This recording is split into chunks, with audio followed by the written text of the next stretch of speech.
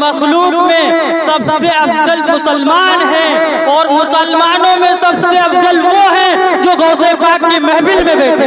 نعرہ تکبیر، نعرہ رسالت، نعرہ رسالت، علماء اہل سنت زندہ باد، علماء اہل سنت زندہ باد، علماء اہل سنت، جشن غوث الورا، جشن غوث الورا، نعرہ تکبیر، نعرہ رسالت، سبحان اللہ سبحان اللہ۔ ایک مرتبہ درود پاک پڑھیے صلی اللہ علیہ نبی صلی اللہ علیہ وسلم، صلاۃ و سلام علیک یا رسول اللہ صلی اللہ علیہ وسلم۔ آپ لوگ بارہا دیکھ رہے ہیں کہ تمام علماء کرام اسٹیج پر جلوہ فگن ہیں، اور آپ ان کی زیارت کرتے رہیں اور ثواب دارین حاصل کرتے رہیں، اور عقیدت اور محبت کے ساتھ بیٹھیں گے تو ثواب بھی ملتا رہے گا۔ کہیے سبحان اللہ، اور سبحان اللہ اور ماشاءاللہ بولتے رہیے، انشاءاللہ آپ کے نامہ اعمال میں بھی اضافہ ہوتا رہے گا، نیکیاں بڑھتی رہیں گی، اور اللہ تبارک و تعالیٰ اگر اس محفل میں آنے والوں کو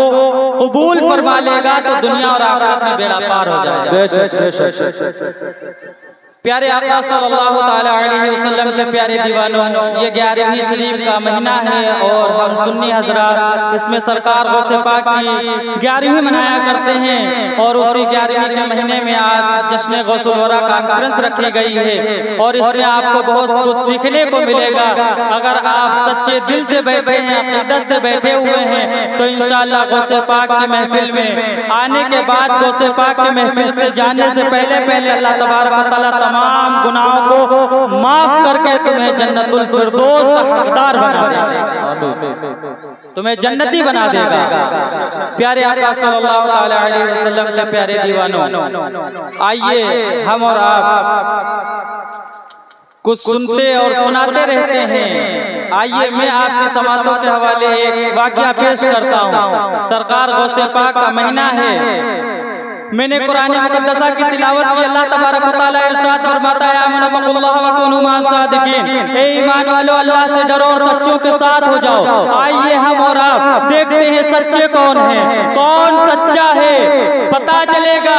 اگر بسوا کی سرزمین پر رہنے والا ہے تو سچا دیکھنا ہے، گلزار شاہ رحمت اللہ تعالیٰ علیہ کے دربار میں چلا جائے، سچائی نظر آ جائے گی۔ چوپان شہید کی بارگاہ میں چلا جائے، سچائی نظر آ جائے گی۔ دیوا کی سرزمین پہ چلا جائے، وارث پاک کے مزار کو دیکھ لے، سچائی نظر آ جائے گی۔ کلیر کی سرزمین پہ چلا جائے، صابر پاک کو دیکھ لے، سچائی نظر آ جائے گی۔ اجمیر کی دھرتی پر چلا جائے، خواجہ غریب نواز کو دیکھ لے، سچائی نظر آ جائے گی۔ جب ان تمام نظاروں کا تم معائنہ کر لو گے، ان تمام ہستیوں کی زیارت کر لو گے، اللہ تبارک و تعالیٰ قرآن کے موافق تمہیں جنتی بنا دے گا، کیونکہ اللہ نے فرمایا ایمان والو اللہ سے ڈرو، سچوں کے ساتھ ہو جاؤ۔ جب ہم ان تمام ولیوں کی بارگاہ میں جائیں گے، سچائی نظر آئے گی۔ یہ تمام ولی ہمیں غوث پاک کے حوالے۔ بے شک سبحان اللہ، نعرہ تکبیر، نعرہ رسالت، نعرہ رسالت، یہ تمام ولی غوث الورا، سبحان اللہ سبحان اللہ۔ جب ہم تمام ولیوں سے سچائی سے، عقیدت سے محبت کریں گے، تمام سچائیوں کو دیکھیں گے، ولیوں کی بارگاہ میں جا کر کے جب ولی ہمیں سچے نظر آئیں گے تو یہ ہندوستان کے ولی ہمیں بغداد پہنچا دیں گے، اور بغداد کے غوث پاک مدینے کے تاجدار کی بارگاہ میں پہنچا دیں گے، اور مدینے والا تاجدار پروردگار کی بارگاہ میں۔ بے شک سبحان اللہ۔ اگر سچائی دیکھنی ہے تو ولیوں کے پاس جا کر کے دیکھا کرو، کیونکہ صابر پاک نے جو صبر کر کے سچائی انجام دی، قیامت تلک کے لیے ان کا نام و نشان بلند و بالا کر دیا گیا۔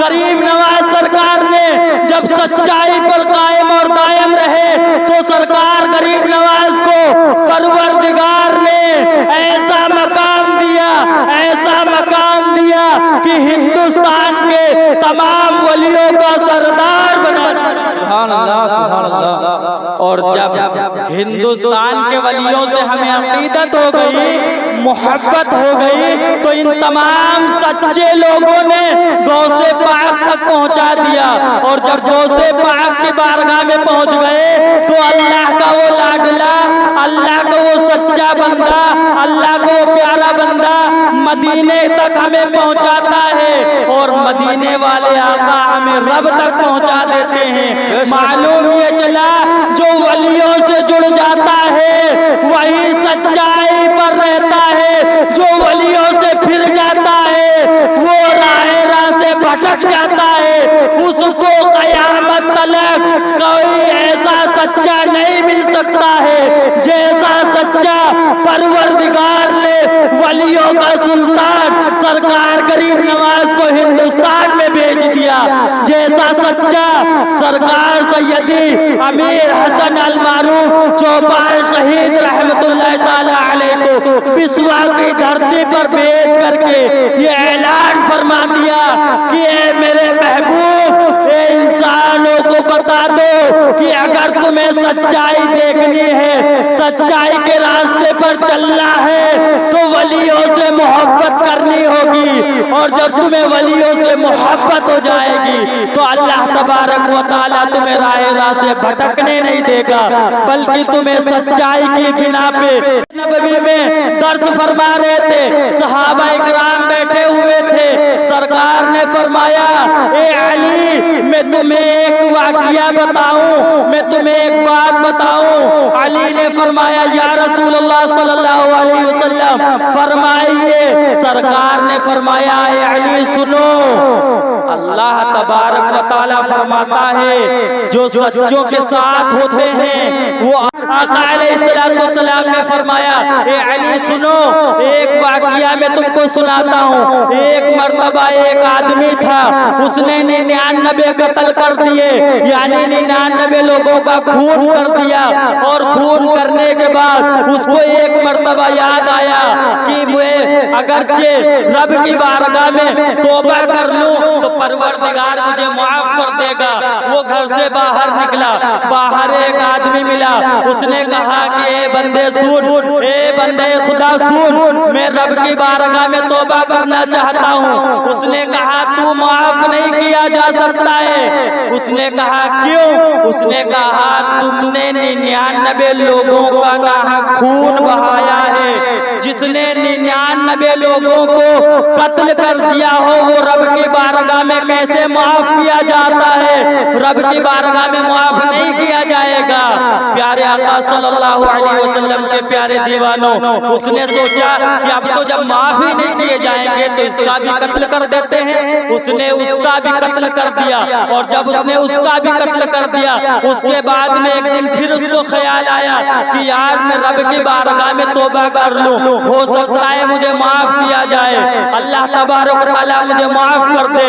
وہ پھر باہر نکلا، ایک آدمی ملا، اس نے پوچھا اے بندے خدا بتا کیا میں رب کی بارگاہ میں توبہ کر لوں تو رب مجھے معاف کر سکتا ہے؟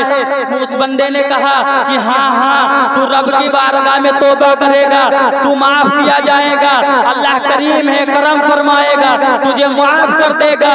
اس نے کہا کہ یہاں سے کچھ دوری پر ایک بارگاہ ہے جہاں پہ علی المرتضیٰ بیٹھتے ہیں، وہاں چلا جا، ان سے دعا کروا لے، وہ رب کی بارگاہ میں اگر ہاتھ اٹھا دیں گے تو اللہ تجھے معاف کر دے گا۔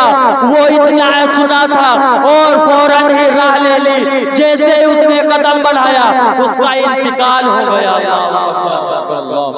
جیسے ہی اس نے علی کی طرف قدم بڑھایا انتقال ہو گیا۔ انتقال ہونے کے بعد میں غور سے سننا، بہت امپورٹنٹ بات میں بتا رہا ہوں، اس کا انتقال ہو گیا، وہ ابھی علی کی بارگاہ میں پہنچا نہیں تھا، راستے میں اس کا انتقال ہو گیا۔ فرشتوں نے آ کر کے اس کو ڈپوچ لیا، فرشتوں نے اس کو پکڑ لیا، فرشتے اللہ کی بارگاہ میں گئے، فرمایا مولا اس کا کیا کیا جائے، یہ دوزخ میں ڈالا جائے یا جنت میں ڈالا جائے؟ اگرچہ اس نے 99 قتل کیے تھے، یعنی 100 قتل پورے کر دیے تھے، اللہ کے فرشتوں نے رب کی بارگاہ میں یہ فرمایا، رب نے فرمایا سنو अभी इसको जन्नत और दोज़ख में डालने की जरूरत नहीं है। पहले रूए जमीन पे जाओ और वो जमीन नापो कि इसने जहां से कदम बढ़ाया था वो जमीन, क्योंकि इसको तौबा की अभी मोहलत नहीं मिली थी, ये अली के पास जा रहा था। जाओ वो जमीन नापो कि अली के पास पहुंचने की जब ये जा रहा था तो अली और इसके दरमियान की जो जमीन है वो ज्यादा है, या जो ये जहां से जा रहा था वो जमीन ज्यादा है। परवरदिगार ने फरिश्तों को रूए जमीन के ऊपर भेजा और परवरदिगार ने उस रूए जमीन को समेट दिया जो उस कातिल की और अली के दरमियान की थी। उस जमीन को खींच दिया और फरिश्तों से कहा, फरिश्तों सुनो, जो वलियों से मोहब्बत करता है और इरादा कर लेता है तौबा के लिए, अगरचे वो तौबा नहीं कर पाता है तब भी अल्लाह उसे बख्शने की तबारक व तआला उसे बख्शने की कुदरत रखता है। अल्लाह ने उसको बख्श दिया, जन्नत में जगह अता फरमाई।